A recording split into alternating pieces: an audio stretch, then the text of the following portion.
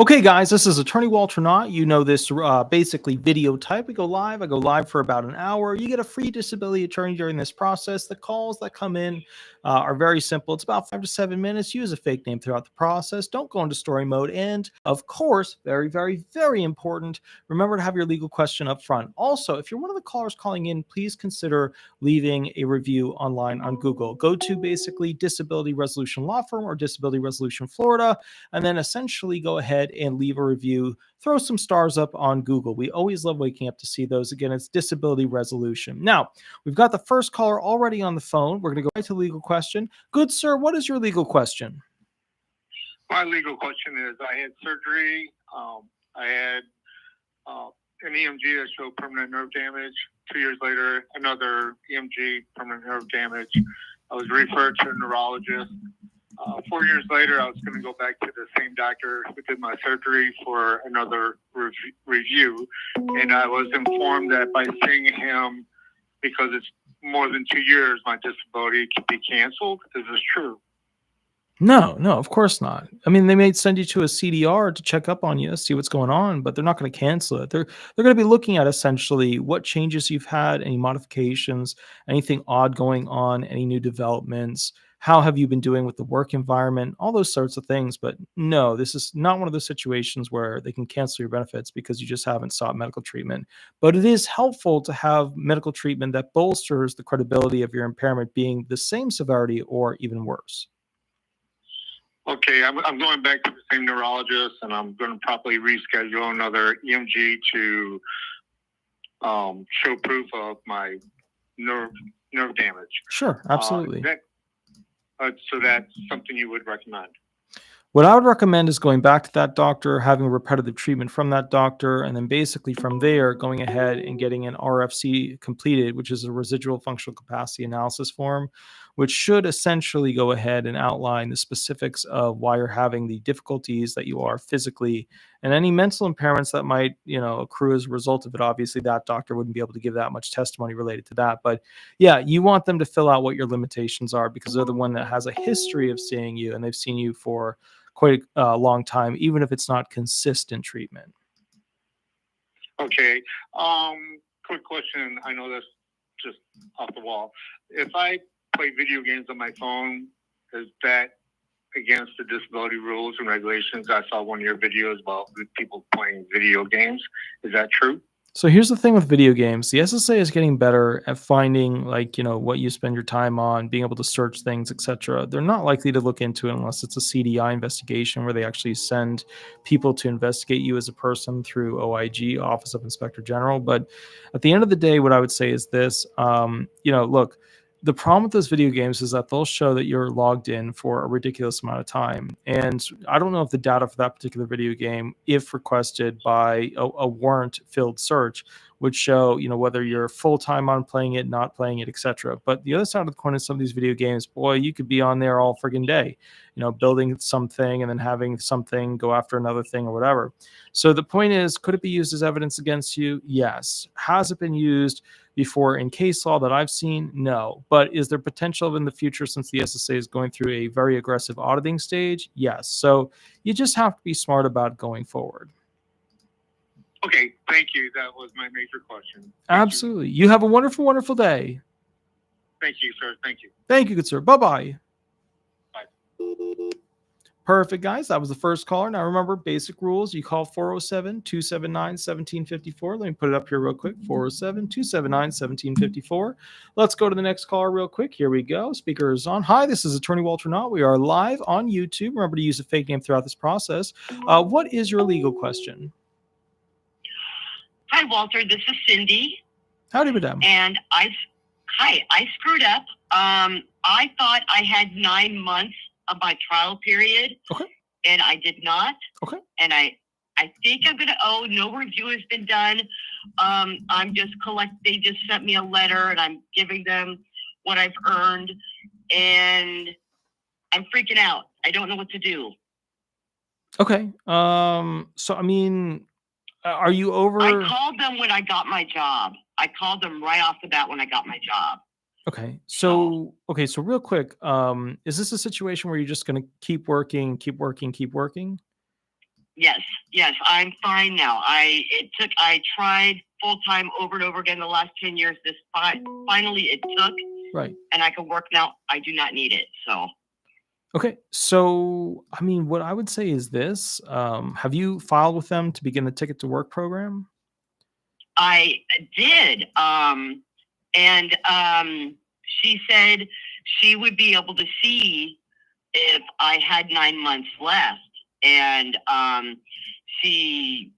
that was like the end of it. And I got to working, but I'm working overnights and second shift, and I have been unorganized, and I lost track of her. I have her number somewhere, and I was going to call her tomorrow, but I wanted to call you and see, like, am I shit out of luck and screwed?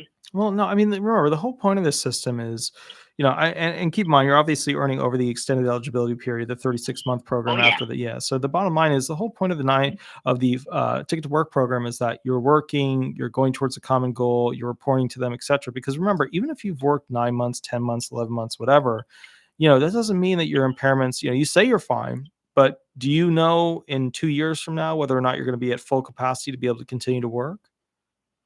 I don't. I just started a new therapy. It's dealing with the PTSD that causes work problems. Sure. And I'm rigorously working so I'm able to continue to work. It's kind of a full-time job in itself, though, so it's going to be a little overwhelming, but I have to if I want to work. Okay. So just to be clear, you want to go, and when did you originally request to go into the Ticket to Work program? Was that before your 9-month period trial completed, or was that after the 9-month trial work period?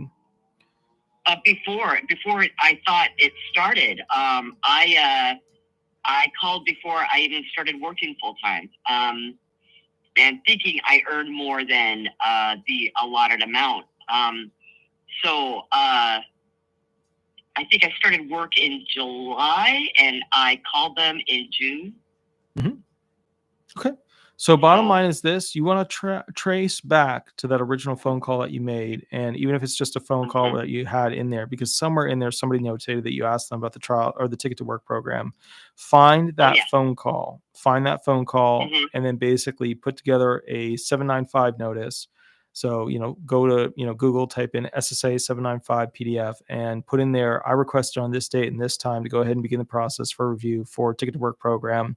Send that into them, and then make sure you get your interview where they do an assessment to see if you can go onto the Ticket to Work program. Because, at this point you requested it, they're slow because they don't have enough employees, but that's not your fault.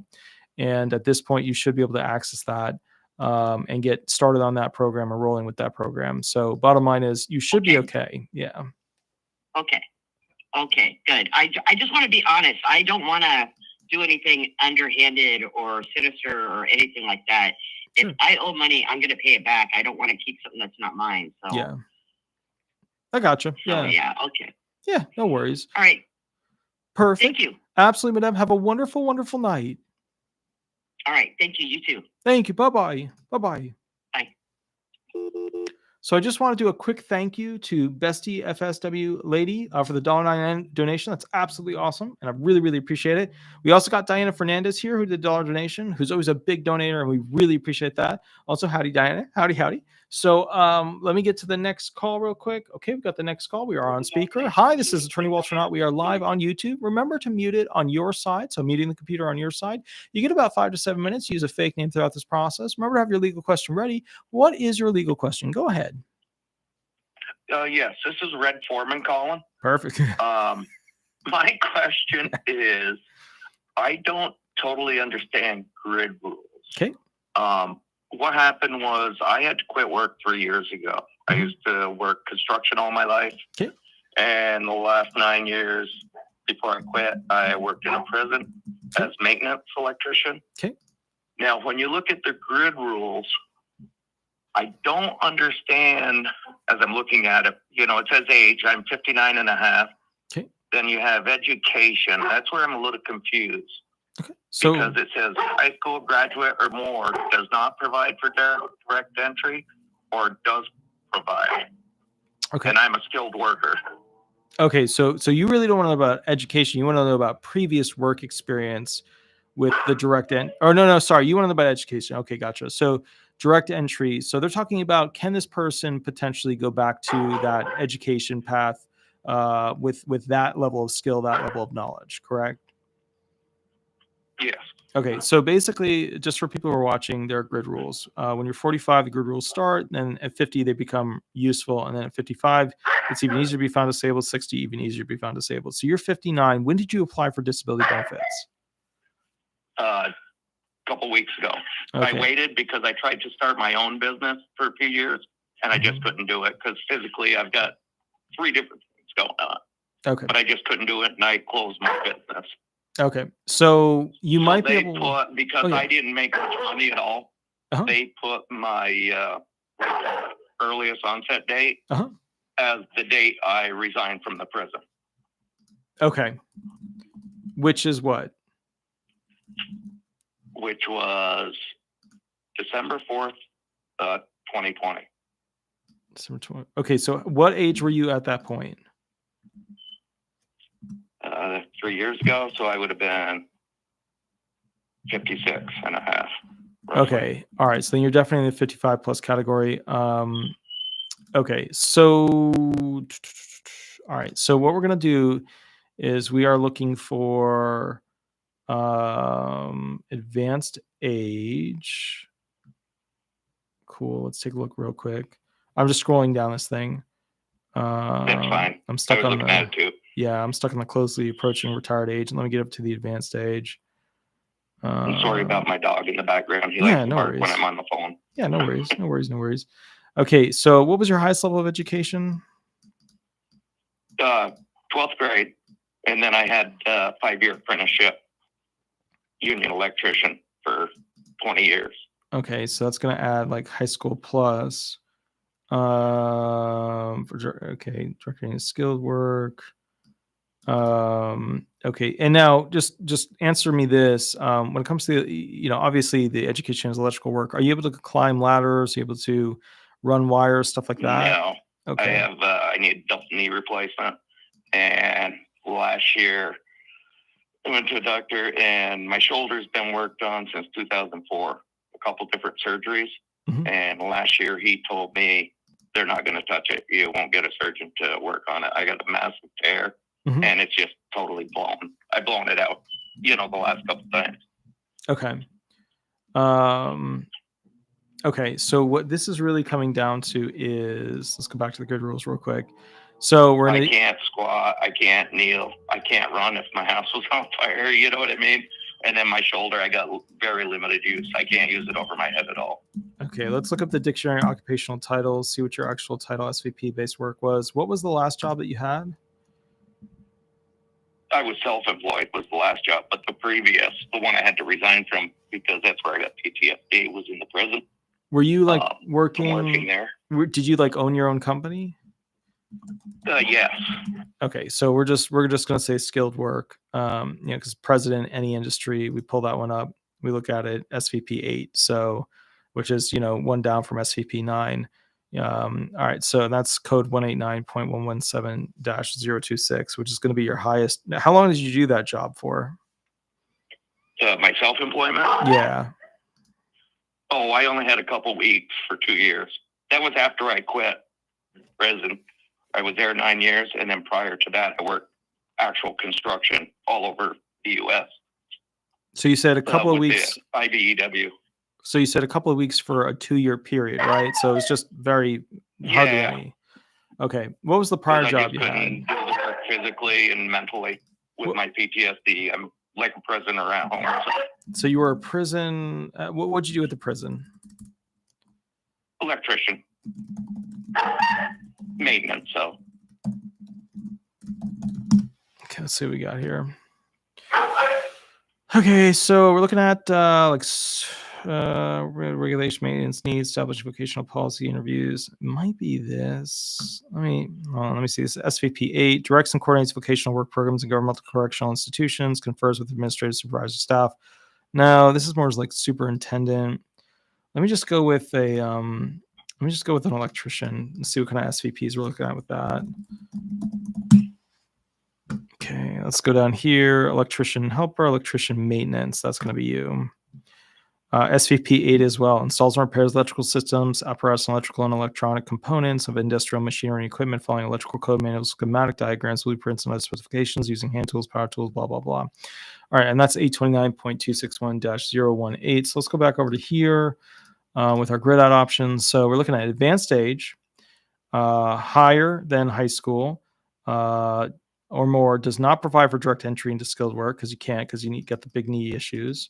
You have skilled or semi-skills.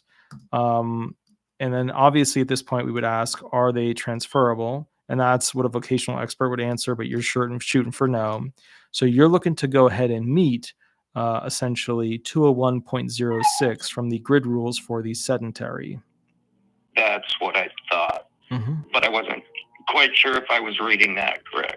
Yeah, but remember, so when it comes to transferable skills, that's up to a vocational expert. So if you're really worried about that, go hire a vocational expert to do an assessment as to, what your vocational capacity would actually be. And so, the whole idea, and remember too, if we look at, grids for light work, we go to advanced age, we go to high school graduate or more, provides for direct entry into, so we're saying no direct entry because of the impairments. Unskilled or none. Now we need skilled or semi-skilled, not transferable. Then you're looking at essentially 202.06 for advanced age for grids for light work. Yeah, that's what I was looking at, those two.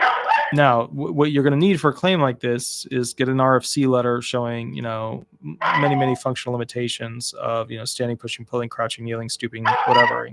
Get an RFC completed. And the other thing you're going to need is potentially, if you're worried about a vocational expert, to go ahead and do an analysis on what your capacity is to do other types of work in the national economy. Now, the problem you're going to run into, just so you know, is that they're going to look at this thing and say, okay, cool, when he gets his knee surgery, is he going to be able to go back to work?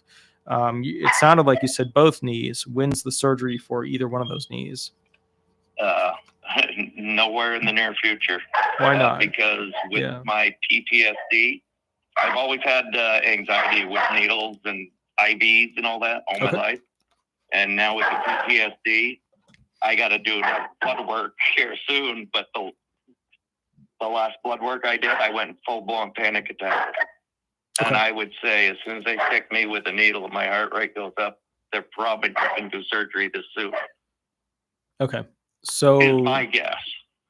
I mean, to be fair, like a fear of needles, I get it. I definitely do. But I mean, is there anything else? It's been a phobia of mine all my life. Yeah. Is there anything else that's really keeping you from essentially doing the surgery? That's pretty much the bulk of it. Do you have medical documentation from a psychologist, psychiatrist, or behavioralist explaining that phobia and the severity level that you have it? No. Yeah, then that's going to be a huge issue. I mean, it's in my regular doctor visits for the last 3 years. I've been going every month. Your PCP or somebody else? PCP. Yeah, that's useless because they're just not a specialist in mental review. And that's just, I mean, it's worth a very small amount of weight, very small. So you're going to have to get that from a behavioralist or a psychologist, psychiatrist, etc. Is there anything in the record of like a police report where somebody approached you with a needle and you freaked out and you start screaming at people, anything like that? No. Okay, yeah. So you're going to have to work on that because that's a big hole in the claim. I passed out quite a few times and almost hit my head, fell on the ground and whatnot. Sure. Different things at times over the years, but yeah, okay. Well, let me grab the next caller. And whatchamacallit, good sir, work on that. I will catch you a little bit down the line. You have a wonderful, wonderful night, okay? You too. Thank you very much. Thank you, good sir. Have a wonderful night. Bye-bye. You too. Bye. Bye-bye. Okay, cool. So let's see who the next caller is going to be. I'm going to wait until basically it rings in. That way we can get a fresh catch of the day.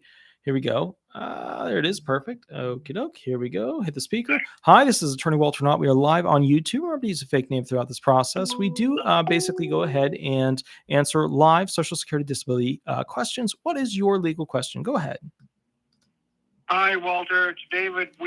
I've asked about this loan agreement for the mortgage thing, and I'm just a little confused about the in-kind exceptions. I don't understand all that.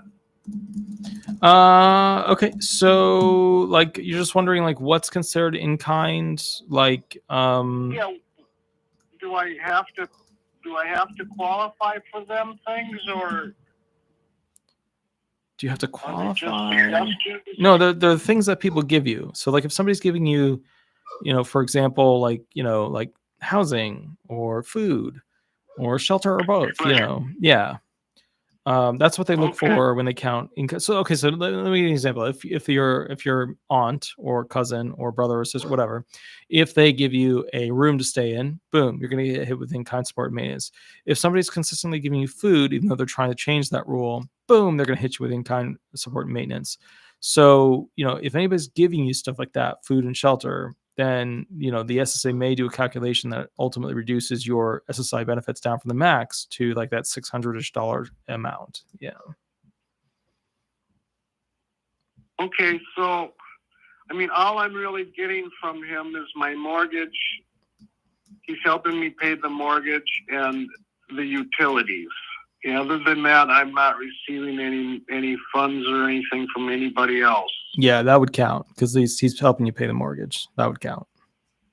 Right, so that counts. So on this Article 18, 18.1, and then that you have all blocks or data points or specifically included for federal law, meeting the criteria for exclusion of infrequent or irregular unearned income.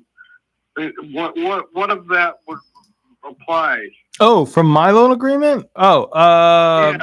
those are exceptions. Like most people don't fall within them. Like, a replacement for lost, damage, or stolen resource. You remember, there's like, I should do a video on those. To be honest with you, I've been so tired lately. I know a lot of people have questions about loan agreement stuff. I get a lot of emails where like, hey, send me the template loan agreement so that I don't get, screwed out of SSI benefits. If you just keep emailing me at the wrh@disabilityresolution.com email, wrh@disabilityresolution.com email, I will go ahead and do a video specifically on the exceptions, because some of them they're amazing. They're super dupe. They're like, wow, this is incredible. And then some of them are like, yeah. Oh yeah, go ahead. Should I just delete that section from this loan agreement? No, you got to leave it in. Got to leave that in. Yeah. Okay, right, very good. And then, very good, sir. I don't want to take your time. I know time is valuable and everybody has questions, so I'll just end it there, I guess. Perfect. Sounds good, sir. I will catch you a little bit later. You have a wonderful, wonderful night, okay? Yep, thanks for being the man you are. Take care. Bye-bye. Thank you, good sir. Bye-bye. Bye-bye. So real quick, guys, I just wanted to go ahead and say a super thank you to Deb Carter, who donated $10, which is absolutely amazing. That scraping in the background is Sweetie, who is just rummaging through the studio. Another big thank you to Old School Truck Driver, who donated $20, which is a huge donation with the epic fail hippo. I don't know. I'm not sure what the epic fail was. I'm not sure what happened, but basically, I hope everything's good. I see some laughy faces, so that's good.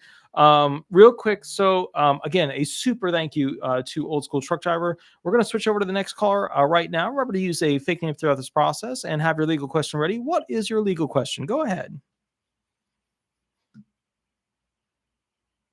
Oh, can you hear me okay? Hello. Yes. Howdy. My name is Sweeney Fan. There you go. Perfect.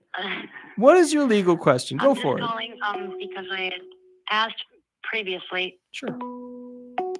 I was recently denied by SSA for a mental disability, okay, which is protected under the Disability Act. Mm-hmm. They had me see a sports doctor. Mm-hmm. They never had me see a psych doctor. Mm-hmm.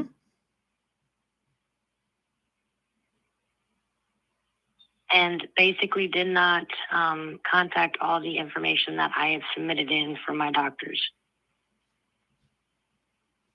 Okay, so I mean, yeah, all appealable grounds.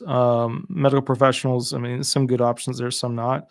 So what do you want to do about it? You want to appeal it, of course. My question is, with the reconsideration coming up, what would you suggest moving forward? Well, I mean, that is way too huge. So that's like a how do I fix my claim thing? That's too big of a question for me to answer in 5 minutes. I'll see if I can help you a little bit with some basic info. What are your top 5 most severe disabling medical conditions?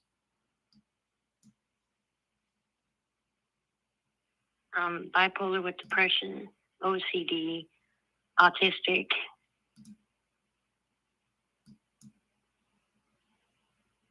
ADHD. Okay. So medical documentation, let's go through some of the basic things that they traditionally look for.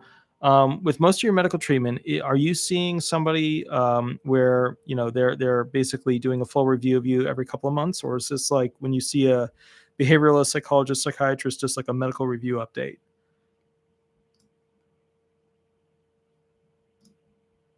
I have both a therapist and a psychiatrist I see on a regular basis. Okay, but when you see them, what are they doing? What tests are they doing? How are they assessing you?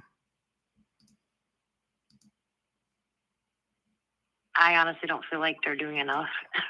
Okay, so can you give me a descriptive fashion of why you feel that way?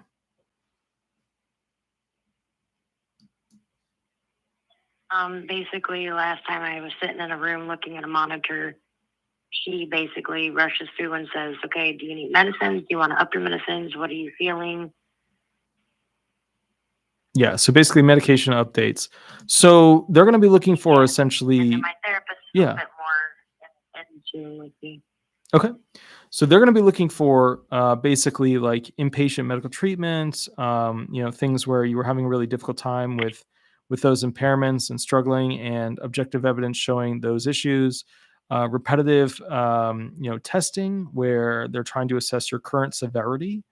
They're going to be looking for RFCs, residual functional capacity forms, that basically show those limitations. Like, okay, so what is your current age as well? Or give me a number that's like 1 up or 1 down from it.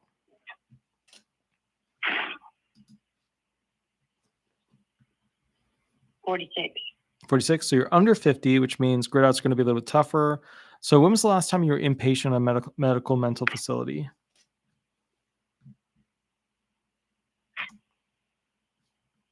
That's the thing I haven't. I only recently got diagnosed with 2 of the major ones last year. Okay. When did you stop working? Last year. Basically, I was trying to still continue working through all of this, but had a basic bottom out.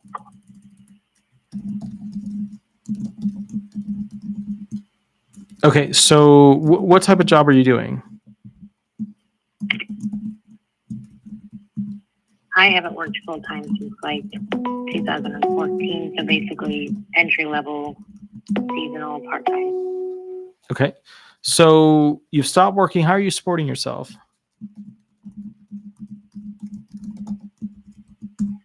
I was basically living on savings and taxes, and was hoping to squeeze through to these taxes until I at least got some kind of answer from them. Okay. So so bottom line is this, they're looking, all right. So they made the listing level impairments more difficult. 2017, we saw everything culturally change for mental impairments. So, if this is one of those things where you're just getting, medication updates and stuff like that, they look at it and they're like, okay, is this person capable of doing just like 1 hour, 2 hours, 3 hours above part-time work? And if they can do 1 hour, 2 hours, 3 hours above part-time work, then they can go work at a simpler job. So let me ask you this: why are your medications ineffective at getting you to the point where you could go back to a low-level functioning, employee of some simple job?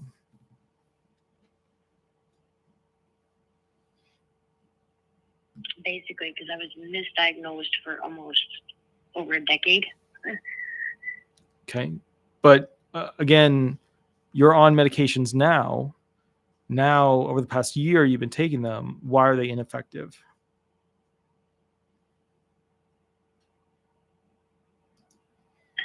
they still have me on basically the same thing, just up the dose. They haven't addressed ADHD. They haven't addressed some of the other issues. So they're not, I feel like they're band-aiding it. They're not trying to put me on a plan to completely cover them or to find a way to actually help. Okay, so with moving forward. I mean, there's a lot of stuff that can be done for this claim. These are just the basic intro things. I'd have to see what your medical documentation is showing. Then I have to kind of look at it and figure out, where is it going? What's the detail? What's the problem? What are they not liking, etc. Because this comes down to you're probably just getting labeled as, mild to moderate or moderate. And obviously you have to be labeled as severe for, some of these impairments. So I'd have to see what you put on your 3373 form, 3369 form. I have to see what your doctors are saying. I have to see what their doctors are saying. I'm assuming you went to their mental physician, correct? No, they never sent me to their associate. They only sent me to a sports doctor for physical. Interesting. Okay. All right. So,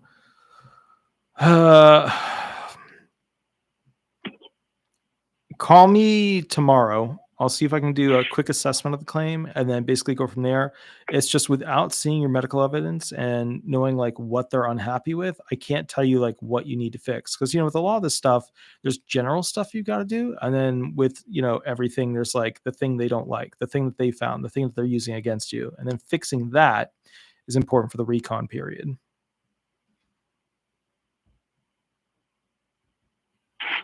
All right. Thank you, Walter. I'll let you try to take somebody else. And thank you so much for what you do. We appreciate you. Absolutely, madam. Have a wonderful, wonderful night. I'll catch you tomorrow. Yeah.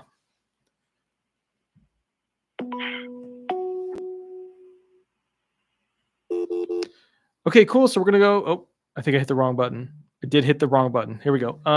Here we go. And speaker. Hi, this is Attorney Walter Hnot, Disability Resolution PA. Hope all is well. Remember to use fake name throughout this process. What is the legal question that you have for me? Go ahead. Okay, Walter. First off, I'm sorry if I've blown your phone up. Yeah, no Thank worries. you for taking my call. Yeah. Now, this is not a tax question. I know you're not a tax attorney. Mm-hmm. I got this 1099-C form. Seems like one of my former debtors, creditors, they dispelled some of my debt. I guess they wrote it off. If I report this, I just don't want it to, show like that I earned some money that I didn't earn. Mm-hmm. I think, I didn't want Social Security to think that I, earned that money working a job.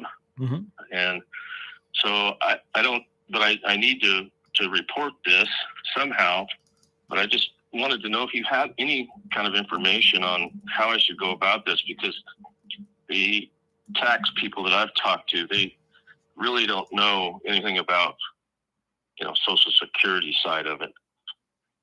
So if it's going to show up, well, how did he get this money? And he, it was actually, debt from a few years ago, and they just finally discharged it. And so it's going to, cause, I don't want it to cause any problems. I just don't know what to do with this. What kind of debt was it? It was a credit card debt that I wasn't able to pay. I was going through this whole disability process and was broke and couldn't pay it. And so they discharged it. So I've got to put it down on my taxes. And of course the taxes, they report it directly, they report it to the SSDI. So I just don't want it to cause any problems. And I don't know if that's something you know about or not. So real quick, all right, so this is secured debt. So are you SSI or SSDI? I'm SSDI. Mm-hmm. Okay, so and, yeah. And the thing is also they sold it to a collection agency, uh-huh. and then they discharged it. So they got some money for it already, and then they discharged the debt, which I don't know the legality of all that. It seems kind of sketchy to me, but I'm not sure. I just don't want to get into any trouble or have it flag my, disability for a review. And I had a friend who, he didn't change his address with SSI, and they end up doing a full review on him just because he forgot to change his address. Mhm. And I just don't want to give him any, any reason. Mhm. And I'm afraid that if they see that money there, they don't know if it's, I don't know if they have a way of telling how did this guy earn this money or not. I know the IRS does, but I don't know how it's reported to SSA. I mean, that really is a tax question of Social Security benefits. So you're saying you had basically, you were able to go ahead and use a credit card, you had the benefit of it, and then they went and they forgave, essentially the use of it. Now your SSDI, which means they could have attached your benefits by filing with the SSA to try and get monthly payments out of you. They didn't. They then forgave the debt. So you're saying, is the SSA, because you have this debt forgiveness, going to try and reduce your benefits as a result of it? I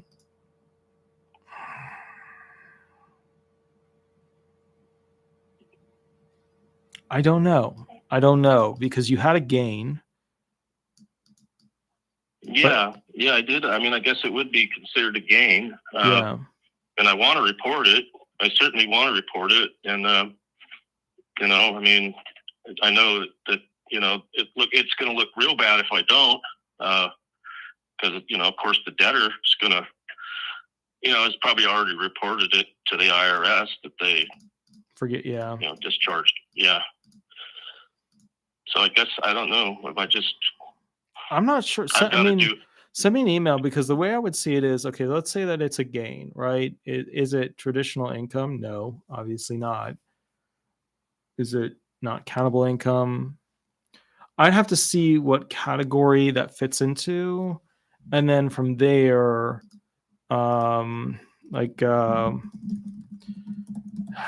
essentially how they would handle it from a tax standpoint. Because the IRS, they're not going to be able to, they don't know really much about Social Security and how they run their program. And honestly, a lot of times you don't get hard to get very good information from the IRS anyway. Right. It can be definitely tough. So, I guess what I would say is this. Okay. So to me, that would not be countable income.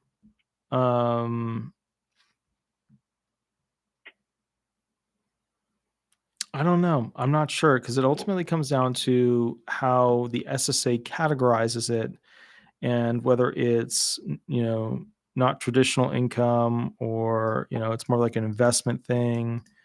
In my head, the way I would see it coming down is they would, put that in the month or whatever that it happened, and then you would just become ineligible in that month for benefits and other stuff. Because you had a gain and that gain was over a certain amount, but it's not traditional income. So it could just be like an investment thing where, like, you have investment coming in from a rental room, or, just sitting there as stocks. And in that case, it's just not going to affect you at all. I don't know. Send me an email. Do you think, no, Yeah. Okay. I'm sorry. Go ahead. Yeah. Interrupt you. But no, just send me an email on it. I'll look up the law at some point and figure out which way that thing would roll. But to me, it's more like, because credit cards that's an investment, right? You're buying something now and paying more for it later. So it's like an investment gig. So you then get the benefit of having like a shitty loan with a high percentage rate, which is like an investment. So to me, I don't think it'll affect it, but I'd have to look it up. I'm just not sure. Yeah. I understand. Okay. And I'll email you. And thank you very much for taking the time to talk to me this evening. Yeah, absolutely. And you have a wonderful evening. You as well. Have a wonderful night. Yeah. And thank you. Thanks, Walter. Bye-bye. Thank you, sir. Bye-bye. Bye-bye. Hi, this is Attorney Walter Hnot. We are live on YouTube. Remember to use a fake name throughout this process. What is your legal question? Go ahead. Hey, I might be your long lost cousin. My name is Titus Hnot. There you go. And I have a question about gun laws in the state. I'm in the South, of course, Okay. and I'm in a state where you don't need a registered gun. Okay. Am I qualified to still get one if I don't have to register? Don't need a license to get one. I mean, I am SSDI. so okay, so here's the thing. Your SSDI, did you get a listing level approval or did you get like a vocational allowance or grid out? I'm not sure. I am for PTSD. I was found disabled for PTSD. I guess it is. Is it vocational? So were you I haven't worked since 2018. okay, so were you found disabled at the hearing level or like a lower level? The hearing, ALJ. Do you have the ALJ decision there with you? Yes, I do. Can you walk me through? I want you to go to the very end of it before. Well, no. Okay, so you gotta. So the problem is this: you have to go through it and see if it says you meet a listing. Like you got to read the part that talks about you and talks about your facts and see if it meets a listing. If it meets a listing, then the way the SSA rules kind of come down, and I mean it's changed, etc. But when when you're a listing level person, they don't want you to have a gun for one particular impairment.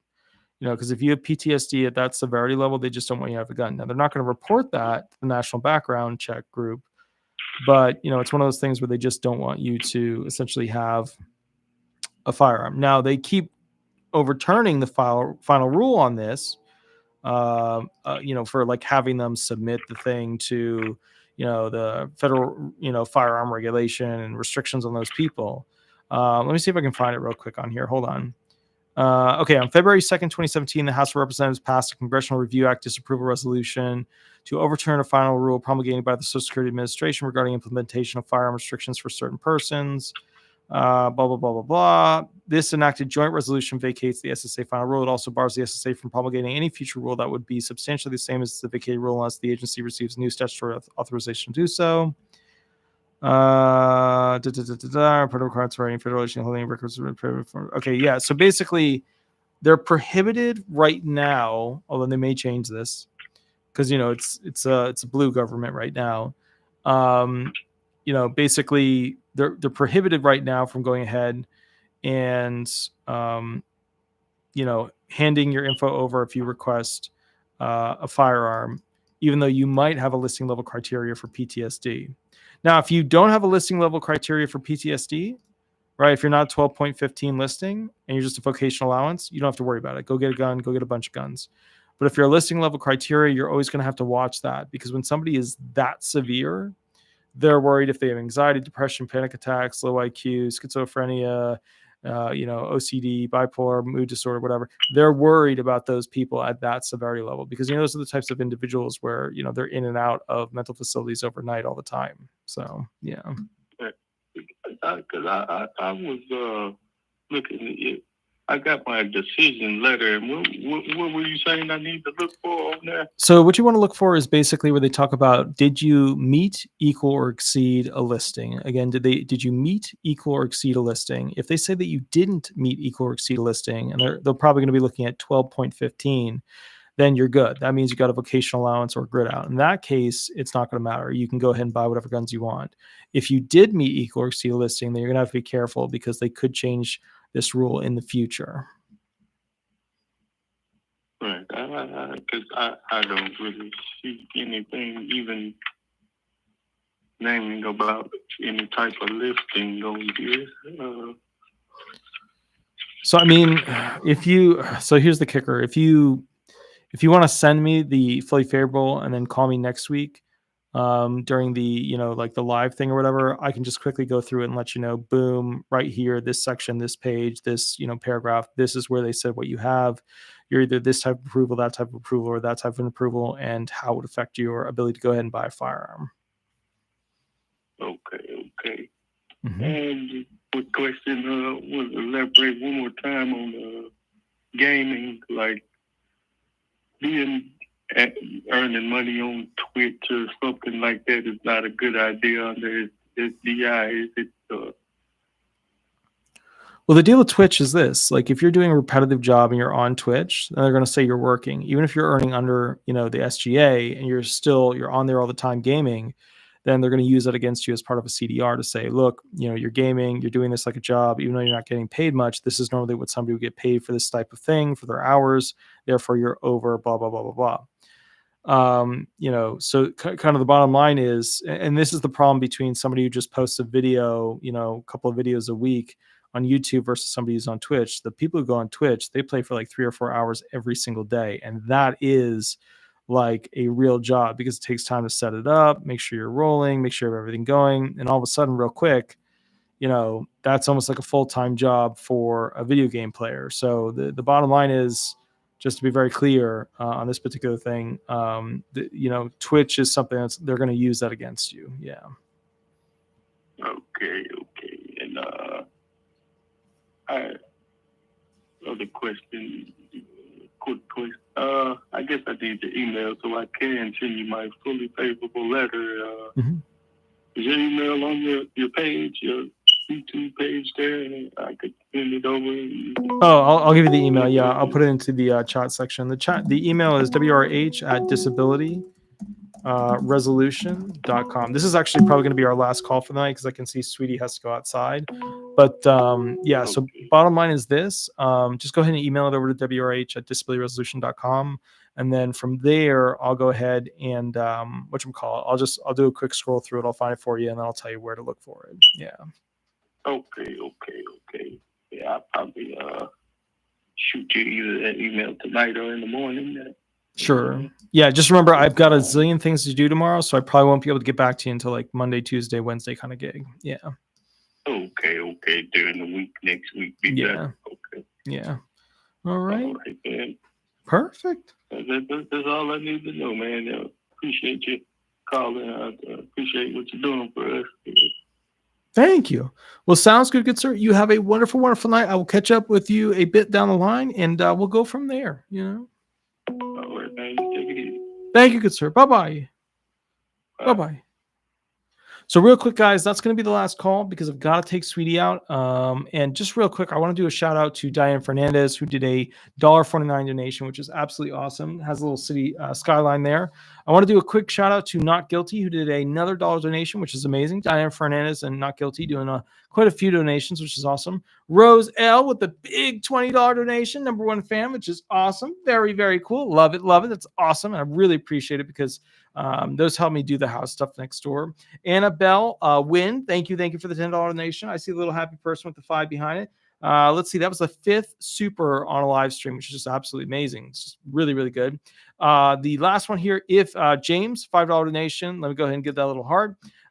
If the SSA determines that you can adjust to other work, how do I increase my chances of winning the SSDI appeal? Received a cessation letter from the SSA. Now, that's a huge. Okay, so James, here's the deal. With that type of claim situation, I have to look at your past work. I have to look at types of jobs you could be doing in the future. I have to look at what types of impairments you have. I have to look at what your limitations are, what your medical doctors are saying as to limitations, and I have to figure out essentially what they need to show. Because remember, somewhere in there, your medical records are showing improvement. And I see it, Sweetie. I know. So we have to look at and essentially find what the silver bullet is in the claim file that's hurting you. And then you got to work to get, documentation, objective medical forms, subjective medical forms to prove. I know, I see you to help prove basically that you're not able to go ahead and work. So that's more of a bigger question. That's like more of like one of those big hour things. So anyways, I will catch you guys a little bit later. Sweetie's getting very upset. She wants to go outside. She has to go to the bathroom. I will catch you guys a little bit later. Indeed. Have a wonderful, wonderful day, and we will go from there. Thank you to all the people who donated. Thank you to our members, and thank you to everybody who was able to go ahead and hang out. I will catch you a little bit later, and I know. I will catch you later. Have fun. All right. Bye-bye, everybody. Bye-bye.